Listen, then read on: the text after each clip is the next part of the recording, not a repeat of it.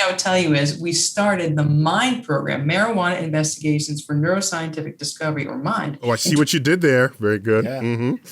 Because there was really no data up till very recently on the long-term effects of cannabis when people use it for medical purposes as opposed to recreational or adult use. Really important distinction and factors into our talk today for sure. Very excellent. So we'll get right to it. Many of us think about cannabis as a recreational drug and with very little sort of side effects to it from what's intended. And also medicinal use has been around for millennia, as I understand it. Thousands of years. Yeah, thousands of years. And so let me ask you, let's get straight into this because this is Star Talk Sports Edition. And Sha'Carri Richardson's Olympic ban, all right? She was the 100-meter sprinter that was tested positive for cannabis. And and so she got booted from the Olympics. She's not in her key event in the Olympics because she tested positive for cannabis. So I have to ask and start off this segment. In what way does smoking weed increase your musculoskeletal reaction time and make you run faster? In what way does it enhance your performance in the 100-meter dash?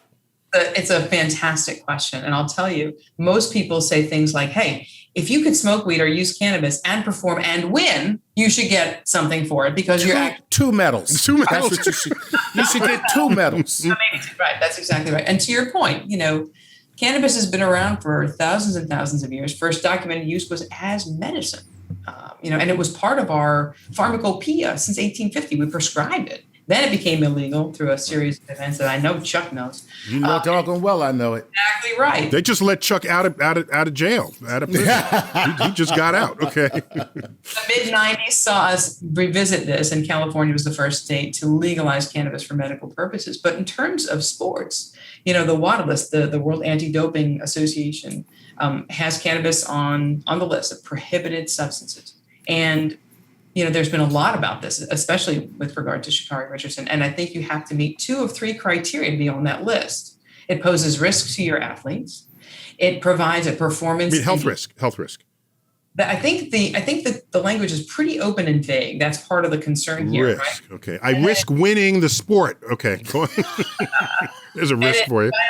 There you go. And it violates the spirit of the sport, which is one of those catch-all caveats that anything can fall under. But to your point, most studies to date document that one does not have improved, let's say, or faster reaction time or improved or increased coordination. Quite the opposite when we're talking about what we think of as typical, conventional, recreational or adult use cannabis. That's not what we see. Individual constituents might confer some benefit, but when we're talking about flower, whole plant products typically used for adult or recreational purposes to change one's current state of being, we don't see improvements in reaction time. That's not what we see from a research perspective. And most of the science that leads us back to where we are now in terms of it being prohibited is a little bit questionable. And I think a lot of people are now taking a much closer look at exactly why it's on the list. Wow. Yeah. So does this have anything to do? I mean, I don't want to get into the whole history of weed, but, and Reefer Madness and why that happened and, being connected to Reefer jazz. Madness, the public service film Right, that was the produced. public service film. And going up before that is the connection between Black people and white people coming together. Believe it or not, that was the problem. Forget all that. 2020, I believe, they removed it from Schedule 1, or I don't know if they actually removed it, or did they take a vote? But I read about it sometime. So can you tell me about that? And what is Schedule 1? Just to put us on the same page there. Great series of questions. So just a real quick history thing. Again, to your point, it was part of our pharmacopoeia. Reefer Madness really refers to a period of time in which the nation really fell under this spell. And there are a lot of psychosocial reasons that this happened. We won't get into it, but it fell out of favor. The Marijuana Tax Act made cannabis illegal. And it not only was removed from the pharmacopoeia, which doctors use to prescribe, not recommend or suggest, prescribe, it became illegal. In the 1970 Controlled Substance Act, it was placed in the most restrictive class, Schedule 1. Schedule 1, which by definition, gentlemen, no accepted medical value. Okay? Right. That's where cannabis sits today. Chuck, to your point. Sitting right next to other drugs like what? Cocaine. Heroin. No, cocaine Schedule 2, sir. Oh, okay. Chuck, did I ask you the question? I don't know. I was just thinking about cocaine. I'm not going to go there. That's fine. Okay, so Schedule 1. Who's to its left and who's to its right in Schedule 1? So cannabis sits in Schedule 1 alongside things like heroin, LSD. So no accepted medical value, which people have, of course, begun to question because individual constituents from the plant. This plant is complicated. There's over 400 compounds. 100 of these interact with our brain and body system of chemicals and receptors. The question is, if there's no accepted medical value, how is it that you have an FDA-approved medication like Epidiolex, a single extracted purified compound for kids with pediatric onset seizure disorders that's not only FDA approved, but not in Schedule 1. So Schedule 1, by definition, most restrictive class. And to your point, Chuck, cannabis remains illegal at the federal level. In 2018, you're thinking of the Hemp Act. 2018, yes. The Hemp Act was passed, which basically said that all cultivars or chemovars, all plants basically of cannabis sativa L, that had less than 0.3% THC. THC, yeah. The primary intoxicating constituent of the plant is what gets you high. It's what our recreational or adult users are typically looking for. Every plant that had less than 0.3% THC by weight was okay. It's industrial hemp.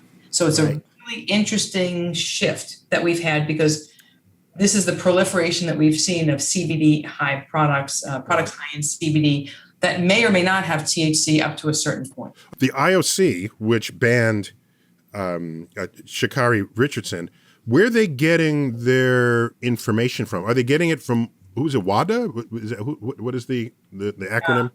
I think it's the World Anti-Doping Association. Thank you.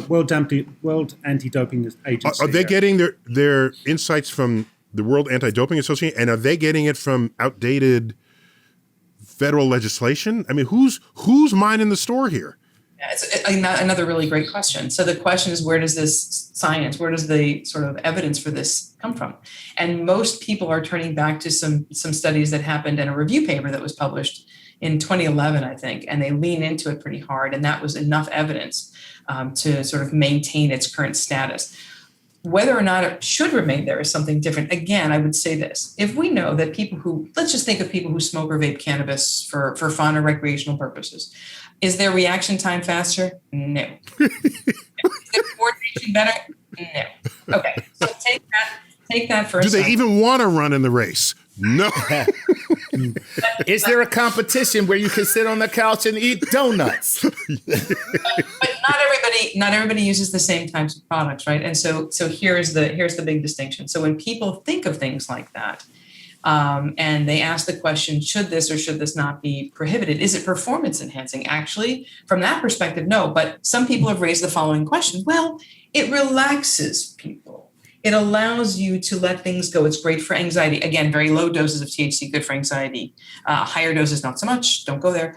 Other constituents are great for that too. But if that's the case, if it's an indirect effect that we're seeing, it's not the same as a steroid, which allows you to build muscle significantly faster and with less effort, right? With an elite athlete, and we kind of bounce back into the Sha'Carri Richardson scenario here, what difference would there be for them to consume THC as opposed to CBD? And I know each individual athletes will react differently. I appreciate that much. But in a broad stroke, could you explain that to us, doctor? And just to be clear, THC is tetrahydrocannabis? Is that what that stands for? It stands for delta-9 tetrahydrocannabinol. And it is the primary intoxicating constituent of the plant. Again, lots of players here. The other big player, the other big player here that people have spent a lot of time and attention on is cannabidiol or CBD, a primary non-intoxicating constituent of the plant, often touted for its therapeutic potential. So when we think about what could happen if you are exposed to large amounts of THC versus CBD, what you typically find is CBD, again, is not intoxicating. People use it for all sorts of reasons. There is very scant evidence here from a scientific perspective. As a neuroscientist, we like to have empirically sound data. Evidence matters. Evidence matters, man. Exactly. And here policy has outpaced science. So we want to be very clear about what these constituents do and don't do. And we don't know the whole thing yet. We really don't. It's a complex story, especially when we start thinking about multi-compound products, not just THC or just CBD, but the ways in which people typically use, right? Like Sha'Carri Richardson. So to your point, Gary, what do we expect? Again, products that are higher in THC typically are used for those who are looking for from a recreational perspective, looking to change their current state of being or sort of take themselves out of something. CBD is not intoxicating. Would you find that somebody has any physiologic change after using CBD? There have been some preclinical studies suggesting that, and there's some human studies suggesting it, but the evidence is pretty sparse. We have to do a lot more work in this area.